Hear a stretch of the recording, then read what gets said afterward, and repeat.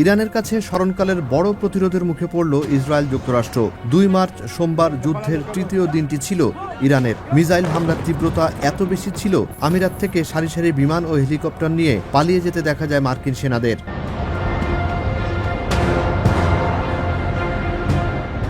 সোমবার দিনের শুরুতে তেহরানে প্রথম বিমান হামলা চালায় ইসরায়েল যুক্তরাষ্ট্র। মার্কিন ইসরায়েলি হামলার পর পশ্চিম ইরানের সানঞ্জ বাজুরিয়ে শহরে ফুটে ওঠে পশ্চিমা ধ্বংসযজ্ঞ। হামলা হয় আহবাজেও। আবার দক্ষিণে বন্দর আব্বাসও শিকার হয় মার্কিন ইসরায়েলি বিমান হামলায়। তবে মার্কিন ইসরায়েল বিমান হামলার তুলনায় ইরানের প্রতি উত্তর ছিল খুবই ভয়াবহ। ইসরায়েলি আকাশ প্রতিরক্ষা ব্যবস্থা ভেদ করে নির্দিষ্ট লক্ষ্যে হামলে পড়ে ইরানি মিসাইলগুলো। ইসরায়েল ভূখণ্ডে মিসাইল পড়ার সময় ভয়ে পরিমরি করে দৌড়াতে দেখা যায় ফিলিস্তিনের দখলদার ইসরায়েলিদের। আপনি আর একা নন, ইউনিভার্সাল কার্ডিয়াক হসপিটাল আপনার হৃদয়ের আরো কাছে। রাজধানী তেল আবিবে জরুরি সেবা দিতে বের হতে দেখা যায় অনেক পুলিশ, ফায়ার সার্ভিস ও অ্যাম্বুলেন্সকে, যা প্রমাণ করে বিশেষভাবে আক্রান্ত হওয়ার। তৃতীয় দিনের অন্যতম ঘটনা ছিল মার্কিন ফাইটার জেট বিধ্বস্তের। ইরানি মিসাইলে কুয়েতের আকাশে বিধ্বস্ত হয় তিনটি মার্কিন F-15 ফাইটার জেট। পাশাপাশি বড় হামলা হয় কুয়েতে মার্কিন দূতাবাসে। হামলার ভয়াবহতায় বন্ধ করে দেয়া হয় কুয়েতের মার্কিন দূতাবাস। সূত্র জানায়, সস্তা শাহেদ 136 ড্রোন দিয়ে হামলা চালানো হয় কুয়েতে অবস্থিত মার্কিন দূতাবাসে।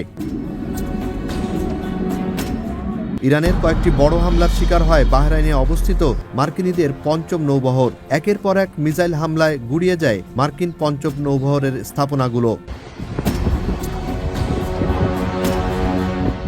শুধু নৌঘাটির স্থাপনা নয়, এর রসদ সরবরাহের সংশ্লিষ্ট বাহরাইন অ্যালুমিনিয়াম কারখানাও পরিণত হয় ইরানি ড্রোনের লক্ষ্যবস্তুতে। স্যাটেলাইট চিত্রে দেখা যায় বাহরাইনের মানামায় অবস্থিত মার্কিন নৌবাহিনীর পঞ্চম নৌবহরের সদর দফতরে থাকা 2টি স্যাটেলাইট টার্মিনাল ধ্বংস হয় ইরানি মিসাইলে।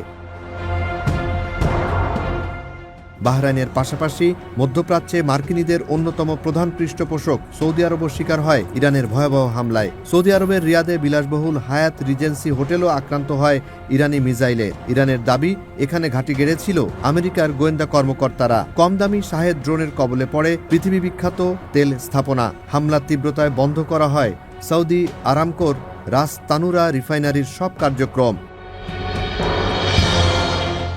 স্মরণকালের বিভীষিকা প্রত্যক্ষ করে আরব আমিরাতের কয়েকটি বিমানবন্দর, মার্কিন ঘাঁটি এবং অর্থের উৎসগুলো। ক্ষেপণাস্ত্র হামলার শিকার হয় বিলাসী আরাবিয়ান শায়েকদের আর্থিক প্রতিষ্ঠান ও বাণিজ্যিক কেন্দ্রগুলো। ইরানের ভয়াবহ আক্রমণের ফলে অত্যাধুনিক চিনুক, বেল, অ্যাপাচি হেলিকপ্টার এবং ফাইটার জেট ও পরিবহন বিমানে করে পালিয়ে যেতে দেখা যায় মার্কিন সেনাদের। তবে পালিয়ে মার্কিন সেনারা কোথায় গন্তব্যে গেছে তা তাৎক্ষণিকভাবে জানা সম্ভব হয়নি। বরাবরের মতো হরমুজ প্রণালী দিয়ে সব ধরনের জাহাজ চলাচল বন্ধ রাখে ইরান। নিষেধাজ্ঞা অমান্য করায় এ পর্যন্ত যুক্তরাষ্ট্র ও পশ্চিমা সংশ্লিষ্ট 3টি তেল ট্যাঙ্কার আক্রমণের শিকার হয় ইরানের। কেবলমাত্র চীন ও রাশিয়ার জাহাজগুলোকে চলাচল করতে দেয় ইরান।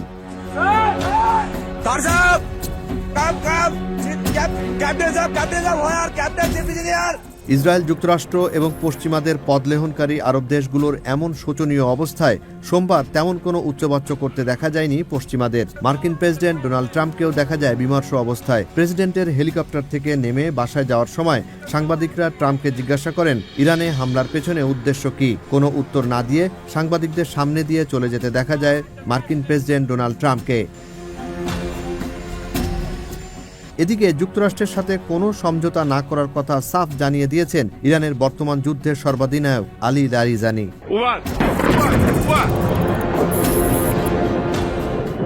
জুনায়েদ আলী সাকি, বৈশাখী সংবাদ।